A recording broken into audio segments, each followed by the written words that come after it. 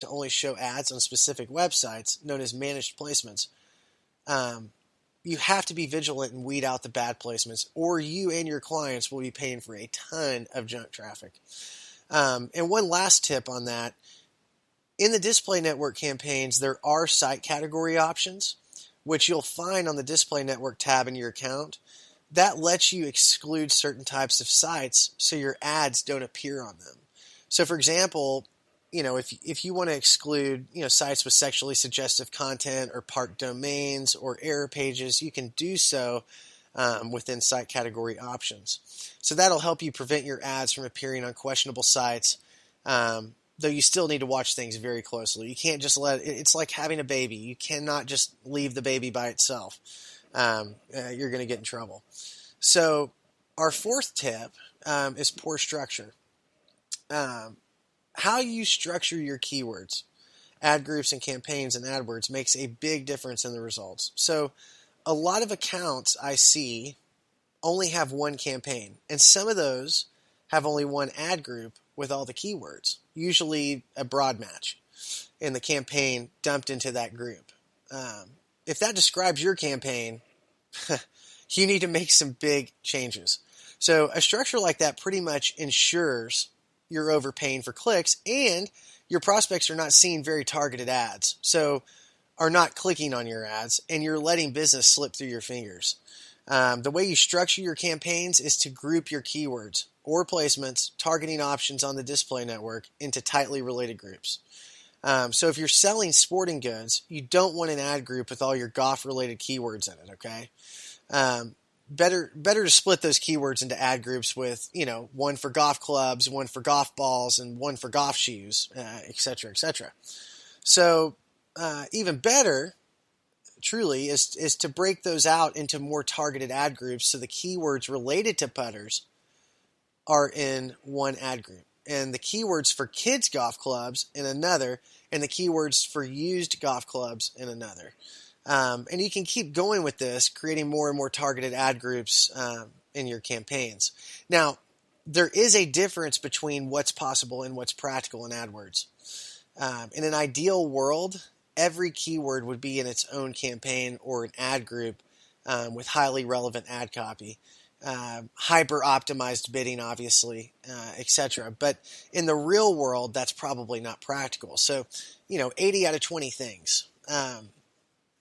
In many cases, it does make sense to have your top keywords, the ones that produce the bulk of your traffic or leads or sales, broken out into their own ad groups or campaigns and optimize the living hell out of them.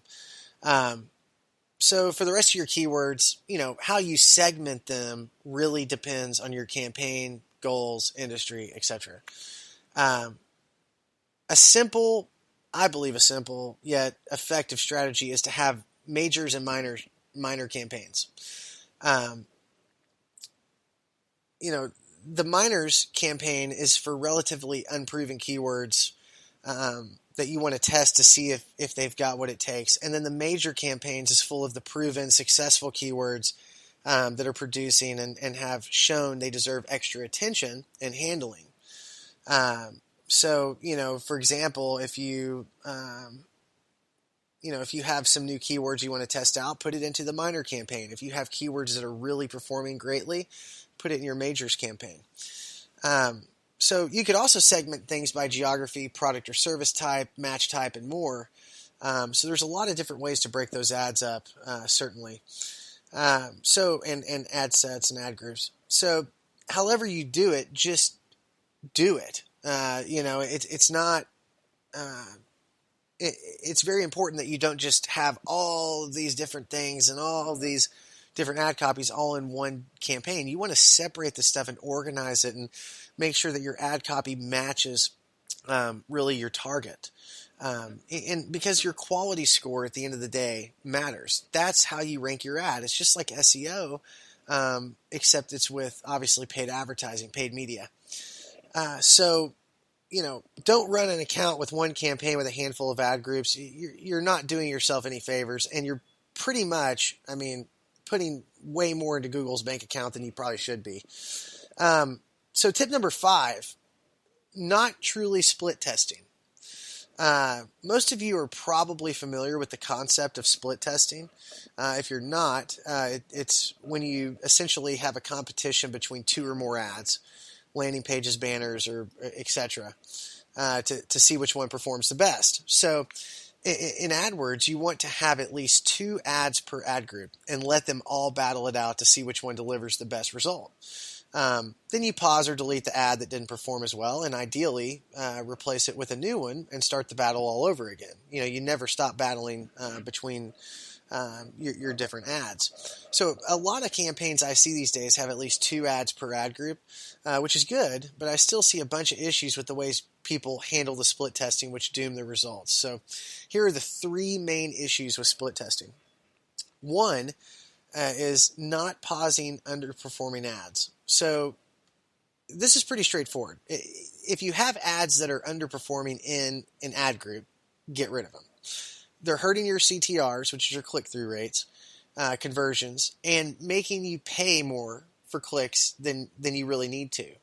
If you need help determining which ads are winning and losing at these split tests, you can use a tool. There's one that I use personally at splittester.com, which will calculate if the results you're seeing are statistically significant or not. Okay. 2, just focusing on click-through rates, CTRs. Yes, CTRs are important. I think we can all agree, any marketer that may be listening would say, CTRs are very important. But an ad with a sky-high CTR may have a dismal conversion rate. So if your ads with a 20% CTR, or if your ad has a 20% CTR and it's converting at 1%, and your ad with a 10% CTR is converting at 25%, which one are you going to keep, right? A lot of advertisers don't ask themselves that question.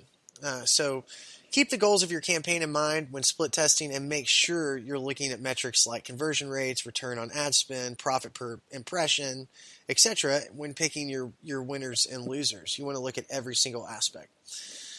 The third thing is not testing a variety of ads. So a good friend of mine, Dr. Glenn Livingston, put it best. He said, most people think they've tested 20 ads, but they've really just tested 2 ads 10 different times.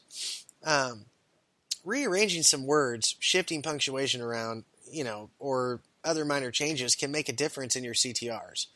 But if that's all you're doing, you're not truly split testing different ads.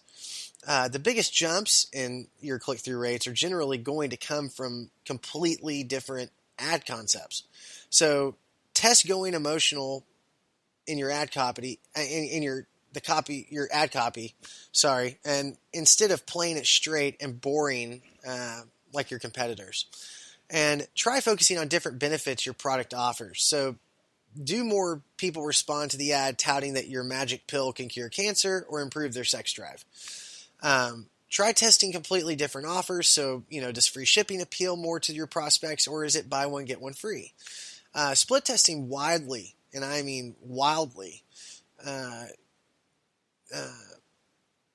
different ideas and consistently pausing the losing ads is probably one of the best things you can do for the performance of your AdWords account. So our 6th tip is ignoring impression share. There's obviously no shortage of metrics that you can keep your eye on in an AdWords campaign. So click-through rates, conversion rates, quality scores being some of your biggest metrics. But you don't hear many people focusing too much attention on the one that is considered to be the most important, which is impression share. Impression share simply, I'm trying to figure out how to explain this in a simple way, but it's simply the number of impressions your ad receives divided by the number it was eligible to receive. So for example, let's say 1,000 people searched for the exact match term underwater bowling. We'll use that same keyword.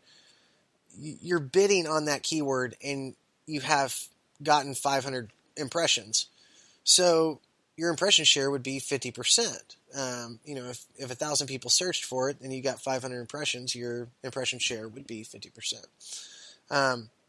So you can add impression share data to the metrics you see in your account through the competitive metrics option in the customized column screen. So there are a few reasons why keeping an eye on impression share is important. First, most importantly, impression share is a strong indicator of how well your campaign is performing on your core keywords versus your competitors. So if you have a low impression share, you know you need to keep working hard to improve your campaign.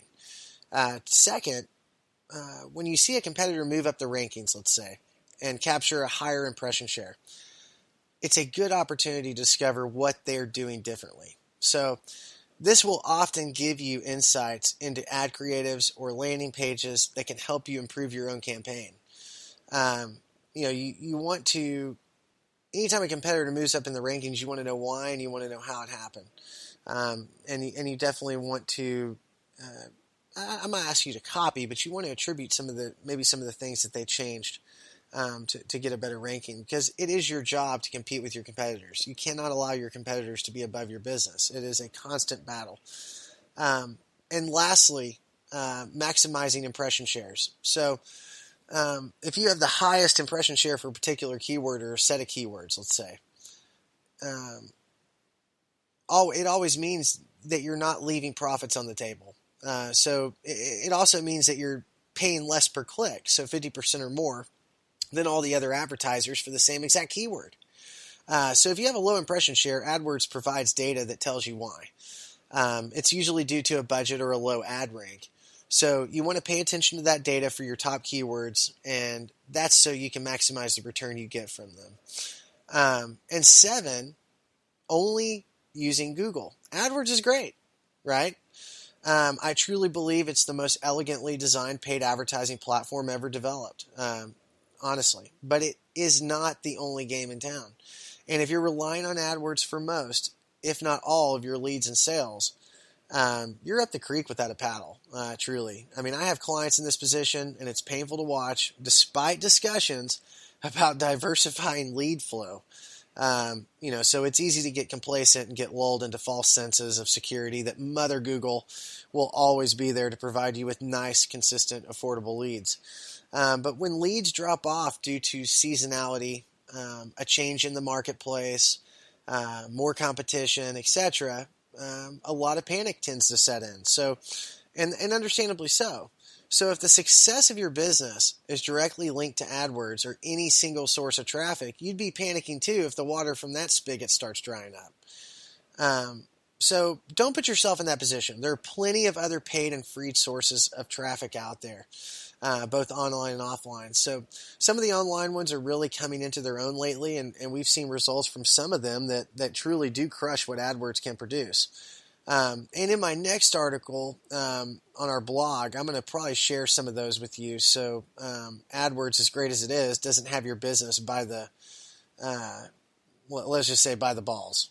So anyways, that is our podcast today. So that's the 7 tips. So just to kind of recover, our first was putting search and display in the same campaign. So remember, do not use search and display options on your ad campaign within the same campaign. And number 2 is relying solely on broad matches and match types. You definitely want to, get through on some other options. And so like I told you guys earlier, most of the time, we're using exact match and broad match modifier keywords. Our third tip was not weeding out the bad placements. You definitely want to weed out all the bad sites. You don't want to have tons and tons of traffic from a website that's not going to bring you customers. It's just an absolute waste of money. Our fourth tip was poor structure. So you don't want to have a bad structure of keywords within your ad groups and campaigns, because it's going to make a big difference in the results at the end of the day. 5 was not truly split testing. I mean, obviously a lot of you may be split testing like we had talked about, but you want to use the best possible split testing strategy. And number 6 was ignoring impression shares, which, like I shared with you, is the most important metric and probably the most overlooked metric on Google. So you definitely want to stay on top of that, because that is the metric that measures you against your competitors. And 7, putting all your eggs in one basket and only using Google. You definitely want to move away from using one advertising source. I don't care if it's Google, I don't care if it's Yahoo.